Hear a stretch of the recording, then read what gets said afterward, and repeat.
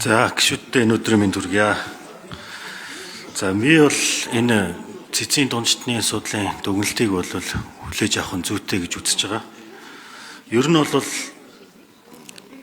шудраг ёсны зарчмын асуудал ярьж байгаа.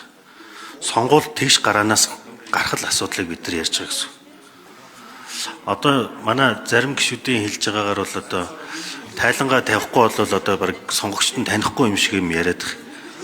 Одоо энэ 4 жилийн хугацаанд за 3.5 жилийн хугацаанд бол хин нь хэмбэ гэдгийг бол Монголын ард түмэн сонгогчд ч бол хангалтайсаа харчихнаа. Тэрэн дээр одоо ингээд ахиж баахан тараах материал тараагаад өнгөтэй айгүй гой үнэтэй тийм гой сэтгүүлүүд хевлээд ингээд тараагаад явах нь бол шудраг ёсонд нийцэхгүй.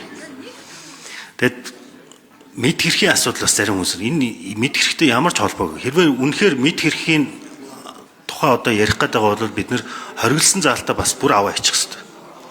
Тэгжиж бид нар бүгдээрээ одоо өөрийгөө таниулах ажлаа одоо нээлттэйгээр ингээд чөлөөтэй олгочих хэрэгтэй юм байна.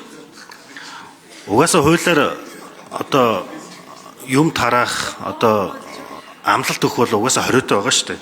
Тэгэхээр тэр мэд хэрхийн үрээнд ярьж байгаа бол тэр хоригдсан заалтаа бүр аваа ичих хэрэгтэй. Тэгэхээр гишүүд минь одоо